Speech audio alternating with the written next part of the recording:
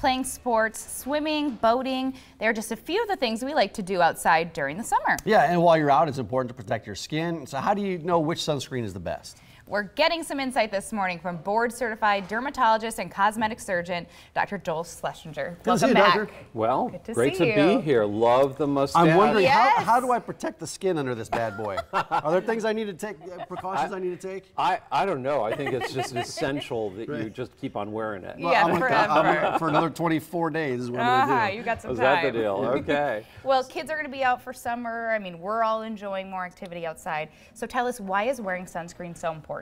Well, you know, everybody knows that sunscreen provides a role in protecting your skin from skin cancer later on in life. But what they don't always realize is how essential it is to keep from wrinkles and from sun damage, you know, blemishes that happen over time. So what we find is that if people stay out of the sun, they are going to have a whole lot better looking skin later on in life. So I tell my people that are going to the tanning booths and other places or hanging out with Carol's Abandon, please be aware of how much time you're in there, because that clock is ticking, baby. Yeah, well, one of the benefits of living in the Midwest here, we're only outside half the year. We're not like Florida or Arizona. But what do you really look for in a sunscreen?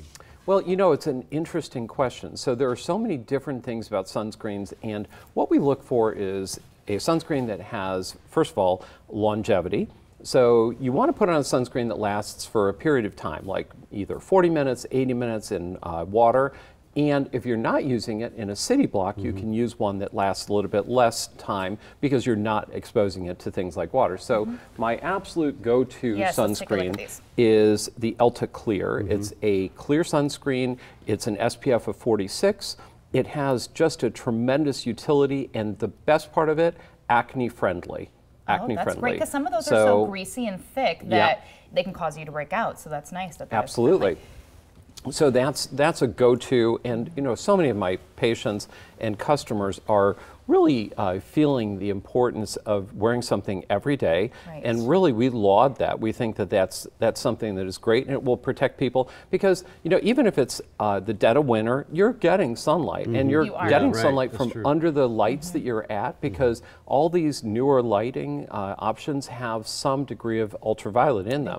So it's kind of important that we do that. So having said that, that's my go-to. Gotcha, that's your go-to. What else did you bring? Oh my goodness, there's some really good things. This is HeliaCare, and HeliaCare is a product that is terrific because it has the ability for people to take a pill and almost forget about it. Now, it doesn't... I've never explain heard of that. that That's again. cool. Okay. It's something called Polypodium leukotomus. And so HeliaCare, which is this Polypodium leukotomus, is a pill that is like sunscreen in a pill.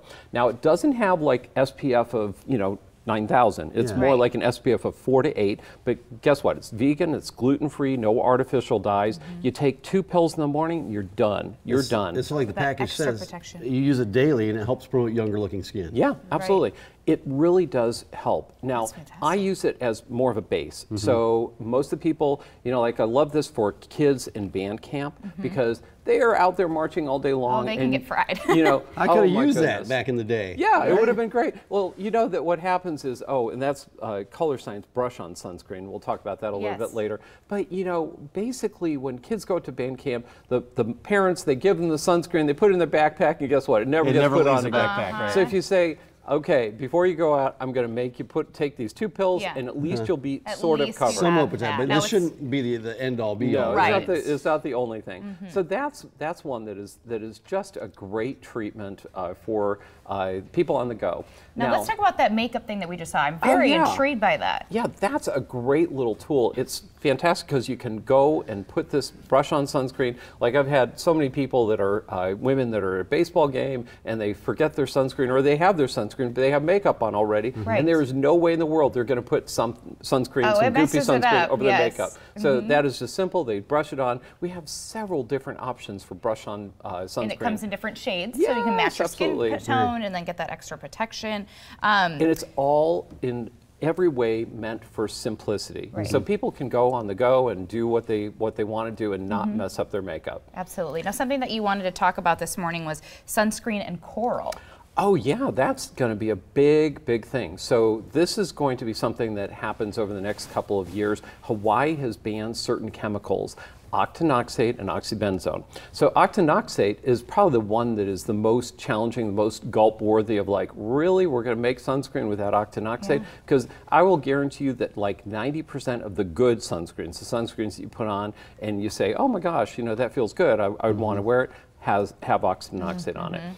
So octinoxate is one of those things that makes sunscreens last a little bit longer. It's very cosmetically elegant, but it may harm coral. So now, if you live in Omaha, Nebraska, you're probably not going to go and see some coral. You're not going to have a lot of coral around. But if you go to Hawaii, yep, you will want to get one. So we do have ones that are free of the octinoxate. Okay. So this UV Pure is absolutely pure and does not have any chemicals in it. It has zinc oxide and titanium dioxide.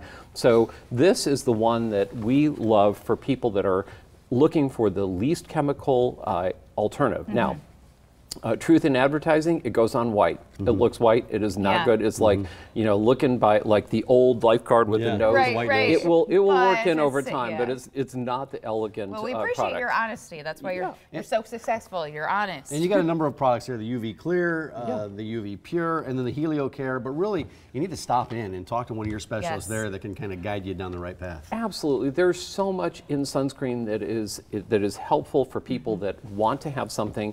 They may have allergies, they may have sensitivities, they may just look for something that has one particular ingredient because they like how it works. And we have hundreds, if not thousands, of sunscreens at Lovely Skin and in our office at the store. So come on in, go online, we'll help you out. And if you're looking for a coral-friendly sunscreen, we have those too. You've got them. Lovelyskin.com/cosmetics. Doctor, thanks for coming on this morning. Thank you. Have a great weekend. Great to see you You again. too. And happy Mother's Day to all the mothers in your life. Love that stash. Thank you, sir. I appreciate it. It means a lot. It does.